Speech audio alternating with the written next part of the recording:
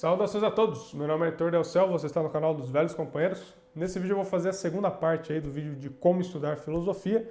Aqui eu finalmente vou entrar um pouco em algumas obras de filosofia e falar muito sobre Platão e Aristóteles.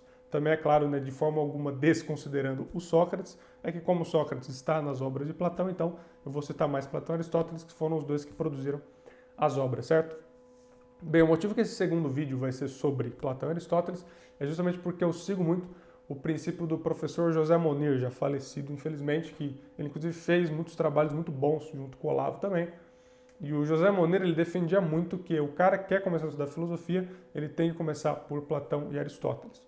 E eu concordo totalmente com o José Monir, principalmente porque a base da filosofia ocidental é Platão e Aristóteles, não tem como escapar. E nesse vídeo aqui eu vou dividir ele em duas partes, mas pretendo fazer tudo num vídeo só, mas só para organizar a exposição. Então primeiro eu vou falar um pouco dessa questão por que é tão importante Platão e Aristóteles, e já tentando mostrar um pouco qual que é o fundamento da filosofia ocidental, o fundamento dessa razão que tanto se fala hoje nas academias, essa razão universal, da razão pura, enfim. E no segundo momento, falar um pouco sobre algumas obras para dar então aí uma linha aí de estudos mais básica para o pessoal, mas acima de tudo eu já vou aproveitar aqui também esse vídeo para recomendar, que é um site que o Bruno Coradelli também me indicou, ele colocou também nos comentários do vídeo que eu fiz sobre o Imaginativo, que chama Contra os Acadêmicos. É um site fantástico, é muito legal porque eles já fazem ali, eles já organizaram, é quase como se fosse um curso mesmo, eles já fizeram organizaram bonitinho as obras ali, seja no estudo da filosofia, da história, tem vários ramos ali, então visitem esse site, é fantástico essa síntese que eles fizeram, né, de vários livros, né, e você tem ali vários ramos diferentes de estudo para você seguir, sensacional, né? E é legal porque, como eu falei, que está tudo organizadinho. Então, por exemplo, na filosofia tem lá a obra para o iniciante, depois intermediário, avançado e tal. Muito legal mesmo, certo? Porém, vamos então falar sobre essa questão, né, que eu comentei do porquê, né, da importância do Platão e do Aristóteles. Porque geralmente o que se faz hoje em dia na academia? A pessoa entra na academia, né, muitas academias cometem esse erro. Você já mergulha na filosofia moderna, né? Sei lá, você vai lá ler os caras da epistemologia, você vai ler os existencialistas, enfim, aí você tem milhares de vertentes que você pode mergulhar sem primeiro estudar com calma, absorver com calma a filosofia clássica. Isso eu acho extremamente problemático. E algumas pessoas podem pensar, falar, mas você está falando isso porque você fez dessa forma que o José Monir fez e aí agora você, como deu certo para você, você acha também que as pessoas têm que fazer dessa forma. E na verdade é justamente o contrário. Minha jornada, digamos assim, no estudo da filosofia, ela foi bastante caótica. E eu não fiz dessa forma.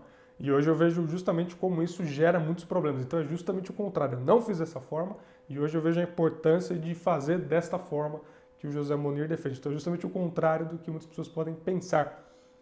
Eu falo brincando que você querer estudar filosofia sem estudar Platão e Aristóteles é meio que nem você querer estudar matemática avançada sem querer somar e subtrair, porque você não vai ter a base do pensamento que sustenta o pensamento. Se liga muito, inclusive, naquela questão do imaginário também, que eu falei no primeiro vídeo. Você não vai entender qual é o esforço imaginário, quais são os símbolos que sustentam aquela determinada visão.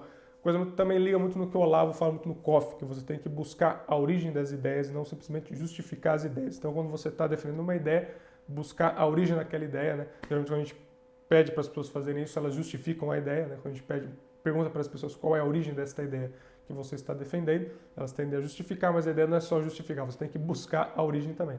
Isso é fundamental para você entender realmente o que sustenta aquela ideia, certo? Para a gente entender um pouco isso, eu vou tentar aqui, é claro, é uma questão muito complexa, mas eu vou tentar resumir aqui, utilizando alguns termos também que o Eric Ferguin usa para tentar deixar mais fácil essa questão, a exposição sobre essa simbiose que é a civilização ocidental, essa simbiose entre a razão grega e a revelação judaica e depois do cristianismo. E para a gente começar a entender um pouco isso, é importante pensar um pouco sobre um episódio da história do pensamento humano em que o Ferguin chama a descoberta da verdade teórica. O que é isso aí? Se você pegar as civilizações antigas lá, seja na Mesopotâmia, ali, o Egito, enfim, você vai perceber que a visão do imaginário popular era uma visão cosmológica. O que isso significa? Que a sociedade fazia parte do cosmos. Quando a gente fala isso, As pessoas hoje em dia, elas muitas vezes tratam isso com um certo reducionismo. No sentido de que não é simplesmente, não, por exemplo, no Egito, o faraó é enviado de Deus. Não é simplesmente isso. Mas é de fato o entendimento de que a manifestação do homem neste plano terreno se dá através destes grandes impérios. Então, na verdade, esses impérios eles são a manifestação de uma verdade existencial na vida terrena. É algo muito mais profundo. E este imaginário, ele na verdade não foi totalmente superado, ele ainda se manteve bastante vivo, né? E você consegue rastrear ele, né? Através de várias vertentes do pensamento moderno, como, por exemplo, aconteceu no próprio nazismo. Né? No nazismo tem essa ideia do quê? Do Terceiro Reich, do Terceiro Império. Então teve ali os impérios que foram caindo antes, né? Por exemplo, o do Bismarck, né? Então, e o Hitler ele buscava justamente a ascensão do Terceiro Império, do Terceiro Reich alemão, que traria de volta o império da cultura alemã e tal. Então você vê que existe muito esse imaginário do império como a própria manifestação dessa verdade existencial. Você também vai achar isso na própria Rússia. Na Rússia também tem essa ideia do Terceiro Império no imaginário russo ali. E o que acontece? Então você tinha essa visão cosmológica, porém então teve esse acontecimento muito grandioso no pensamento humano, né, que é o que eu disse, que o Ferguson chama de descoberta da verdade teórica. E é claro, este fenômeno ele aconteceu ao longo, né, em todo o mundo, na verdade, e claro, com filosofias diferentes e cada uma com as suas particularidades e características, né, próprias. Então, no Ocidente a gente teve isso muito com o platonismo. No Oriente você teve isso, por exemplo, com o taoísmo, você teve isso como o budismo e assim por diante. Porém, o que essas filosofias fizeram? Elas abriram a alma humana para uma verdade transcendente. Elas descobriram essa potência do espírito humano de se abrir para uma consciência que o abrange e que o transcende, de encontrar a plenitude da alma humana na camada do ser. Claro, como eu falei aqui, cada um vai ter particularidades, né, bastante específicas, né? Mas você percebe isso, por exemplo, vamos pegar rapidamente, o objetivo do vídeo, é claro, não é explicar esses movimentos, senão estenderia muito o vídeo, mas você percebe isso, por exemplo, na questão do budismo, por exemplo, como eles buscam aquela questão de ver o tempo como algo cíclico e não linear, como eles tentam então superar, por exemplo, essa visão reta e materialista da vida terrena. Né? Então aí você vai vendo várias formas de se lidar com isso. Coisas também que a gente vai ver no platonismo, só que em formas um pouco diferentes. E já falando do platonismo, que vai ser justamente o nosso foco aqui, já que estamos preocupados em entender a questão do estudo da filosofia, acima de tudo, esse fenômeno ocidental. Bem, o platonismo também tem tudo a ver com essa questão da abertura da alma humana para a verdade transcendente. Só que o platonismo ele tem uma questão muito particular, que foi fundamental para o imaginário ocidental. O que é isso aí? Perceba que o Sócrates, na República, como é que ele apresenta a política? Ele apresenta a política, ou melhor dizendo, a polis, né? Ele apresenta a polis como a expansão da alma humana. Teve, inclusive, acho que algum vídeo aqui do canal que eu expliquei isso aí, né? Que eu falei, que o Sócrates ele faz uma analogia, né? Então ele pega as 3 camadas da alma humana, então corpo, mente e alma, e ele faz uma analogia de como isso se manifesta então depois na própria política, na própria sociedade. E por que isto é tão importante? Justamente porque agora, lembra que eu falei da cosmologia? Então que o homem ele se articulava através do império? Agora o que acontece? A alma humana, esse espírito humano se torna a verdade, né? A unidade articulável da política.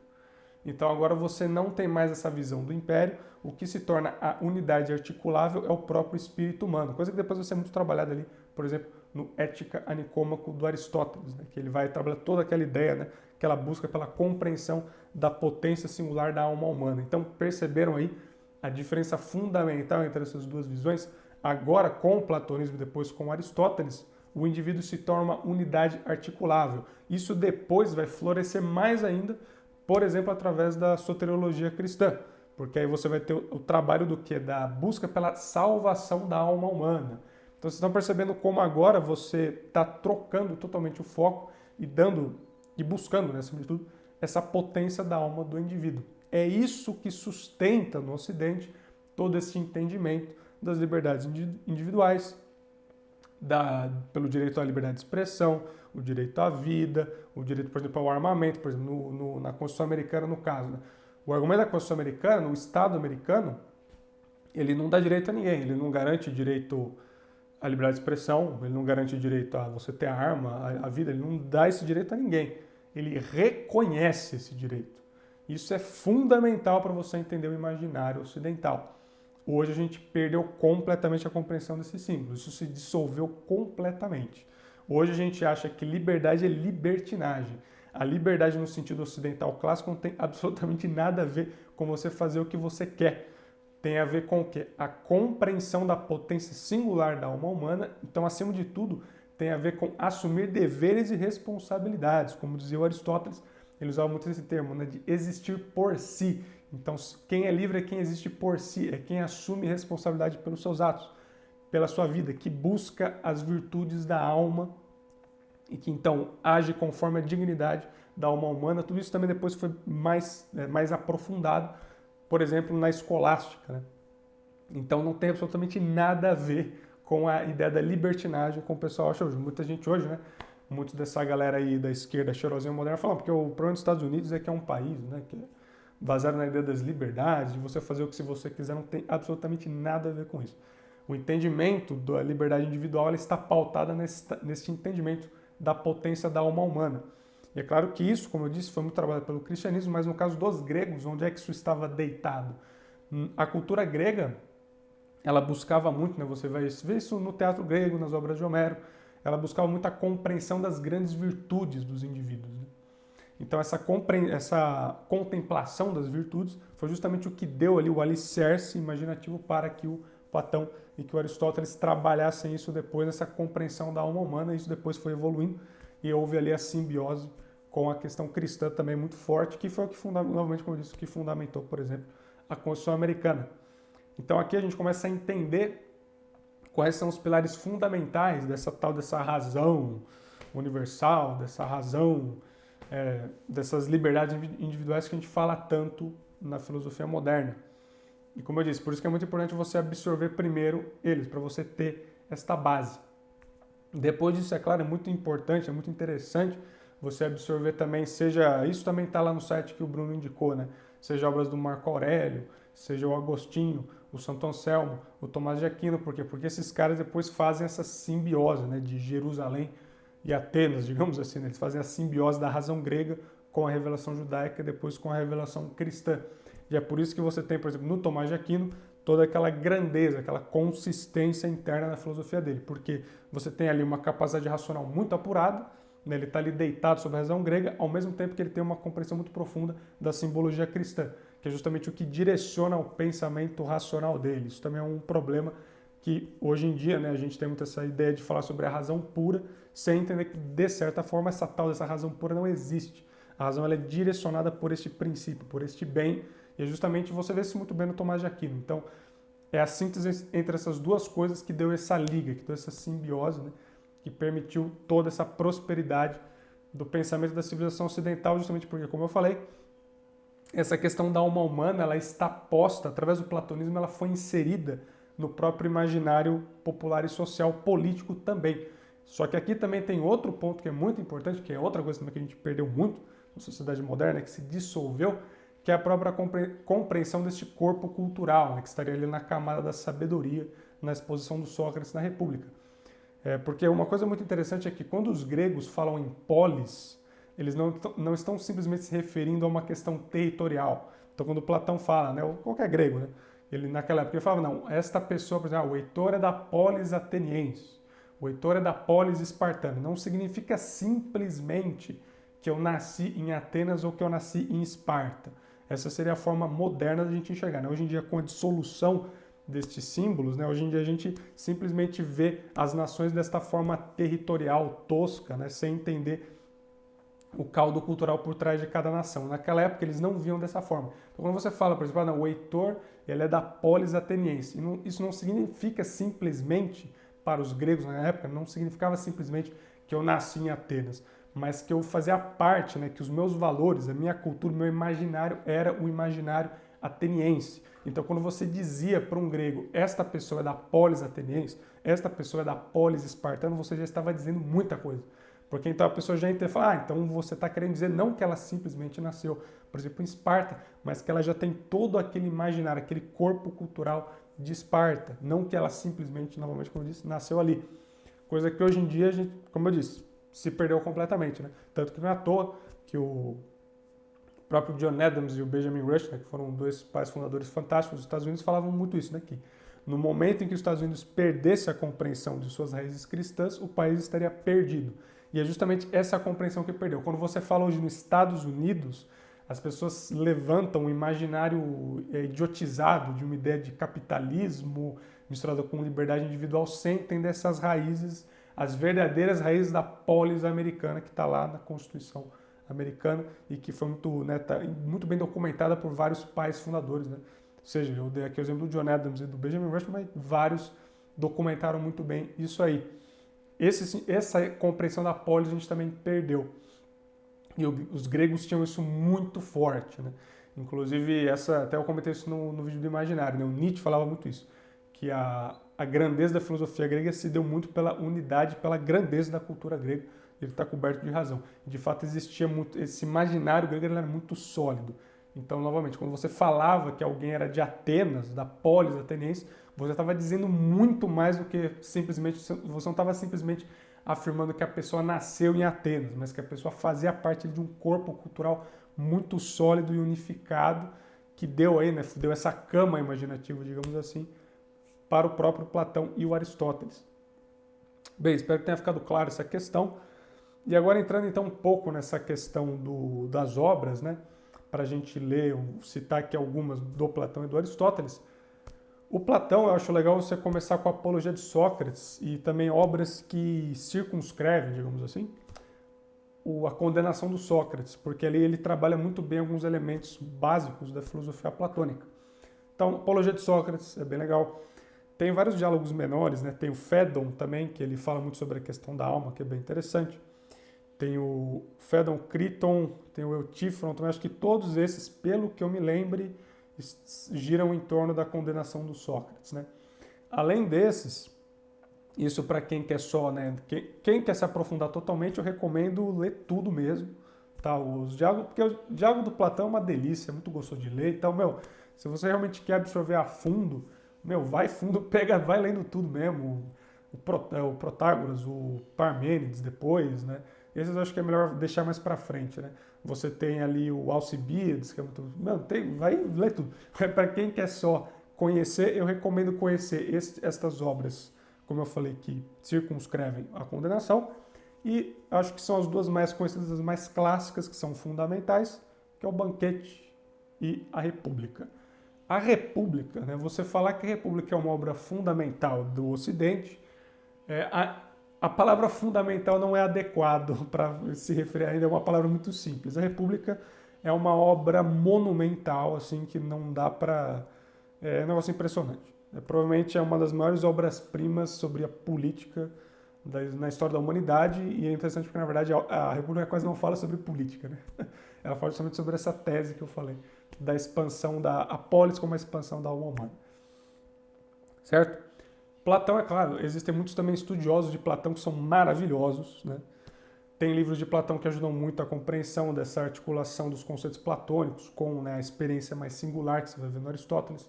Tem aquele livro do Giovanni, eu estava pensando no Giovanni Gentile. Gentile é o cara do fascismo. Giovanni Reale, por uma nova interpretação de Platão, que é uma obra legal também para expandir um pouco. Um cara que eu gosto também de recomendar muito, esse é monstro, que é o Paul, mas esse é mais para quem quer mergulhar muito em Platão, que é o Paul Friedlander. Infelizmente as obras dele acredito que só tem em inglês, tá? Inclusive acho que as obras originais, não lembro se é em inglês ou se é alemão. Monstro, esse cara é monstro, ele é um estudioso de Platão assim fenomenal. Tem uma obra dele chamada Plato, simplesmente, o nome é simplesmente Plato, que é uma série ali ele divide, né, em vários assuntos menores, né, a obra de Platão, e vai esmiuçando cada um. É um negócio assim fantástico. Então, para quem quer mergulhar mais no Platão. No Aristóteles, eu recomendo começar Ética Nicômaco, acho que é uma boa obra para começar. Ponto muito importante, leia Aristóteles depois de você ter pelo menos absorvido uma parte considerável da filosofia platônica, porque o Aristóteles, o corpo interno da filosofia aristotélica, é o platonismo. Esse antagonismo que o pessoal fala sobre Platão e Aristóteles, ele se dá em pontos muito específicos, em problemas depois que até foram trabalhados pela patrística e pela escolástica, mas o Aristóteles nunca teve a pretensão de negar o platonismo. Tá? Isso é até perigoso isso, muita gente faz muita confusão com isso aí, achando que ele não concordava, não tinha visão platônica. Isso não é verdade. A estrutura interna do pensamento aristotélico é sim o platonismo também. Então não recomendo você já querer pular no Aristóteles. Absorva pelo menos uma parte bacana do Platão primeiro. Aristóteles, como eu falei, Ética Nicômaco, tem a Política, esses são geralmente os dois que o pessoal gosta de começar. A Poética é muito legal, só que a Poética você tem que conhecer as obras gregas. Se você não conhece as obras gregas, você vai ficar bem perdido na Poética. A Metafísica também é muito bacana, deixa mais para o final, mas também é muito bacana. E no caso do Aristóteles, eu recomendo muito aquele livrinho azul do Olavo, o Aristóteles sobre Nova Perspectiva, porque ele vai dar ali para você uma síntese muito boa dessa unidade interna do Aristóteles. Aí, inclusive, você vai ter um exemplo muito claro do que eu falei no primeiro vídeo, de como eram os filósofos clássicos, né? Que geralmente eram grandes estudiosos, que eles tinham um conhecimento muito vasto, e a filosofia era justamente uma unidade interna que eles construíam para sintetizar o pensamento, sintetizar a personalidade deles ali, através de uma ordem interna. Isso fica muito claro no Aristóteles. Esse livro do Olavo é muito legal por isso, porque ele mostra ali que o Aristóteles escreveu sobre física, sobre astronomia, sobre moral, sobre, enfim, milhares de coisas, metafísica. Só que com esse livro, o Olavo ele mostra que existe ali uma unidade interna em tudo isso que o Aristóteles está falando. Ele articulava aquilo, tudo dentro de uma unidade, que inclusive essa unidade, que a tese desses 4 discursos, ela mostra muito bem, né, essa síntese que eu também tentei mostrar nesses 2 vídeos. Né? Então, como você começa no imaginativo e você vai subir nessa escada até chegar no lógico-analítico. É uma obra fantástica, né, que nos faz até querer rever várias obras do Aristóteles. E é claro, isso eu acho que já está bom para conhecer o Aristóteles, mas se você quiser se aprofundar mais no Aristóteles, aí você pode entrar nessas partes, né, mais que você tem a questão da lógica, o organon, né? Tem o livro das categorias, aí é mais para quem realmente quer mergulhar muito no Aristóteles, mas independentemente, se você é uma pessoa que quer mergulhar mesmo no Aristóteles ou só quer dar essa absorção primária, digamos assim, né, só dar uma absorvida só para ter essa base, de qualquer forma eu recomendo muito esse livro do Olavo, porque ele justamente dá uma simbiose, faz uma síntese muito boa desses discursos e desses livros, né, seja da retórica, da poética, enfim, desse corpo interno da filosofia aristotélica. É um livrinho fantástico. Tendo absorvido os 2, né? Aí eu recomendo também você pegar um pouquinho, né? Tem o Marco Aurélio, que é sensacional, né? Que inclusive eu acho que é indicado também ali nesse site que o Bruno indicou, né? Dos contra-acadêmicos. E eu aconselho você dar uma passeada rápida também em alguns filósofos cristãos, justamente como foi muito isso que eu comentei no vídeo, para você entender a simbiose que é a civilização ocidental. Então você pega um pouco ali o Agostinho, pega um pouco ali o Anselmo. O Anselmo tem alguns textos rápidos muito bons, né, que ajudam a entender essa articulação do cristianismo com a filosofia grega. E tem também o Tomás de Aquino, que aí é um negócio muito já, né, de uma grandeza fantástica, fenomenal, né, que é quase que a síntese perfeita entre as duas coisas, né, entre a revelação judaica e cristã e a razão grega. E depois daí, aí você fica, né, aí vai de cada um o que vai estudar. Depois disso, é claro, tem aquela questão, tem gente que gosta de estudar por autor, tem gente que gosta de estudar por assunto. Eu prefiro estudar por assunto, acho que é muito mais natural, muito mais espontâneo. Então, tem um assunto aí que me interessou, monto ali uma bibliografia, busco, né, estudar mais sobre aquele assunto. Não acho muito interessante por autor, como eu falei, eu acho mais interessante só para você começar, você tem essa base com esses autores clássicos e depois você se aventura aí no assunto que você se interessar mais, né? E acredito que seja isso para esse vídeo, certo? Então, um abraço, galera. Até o próximo vídeo.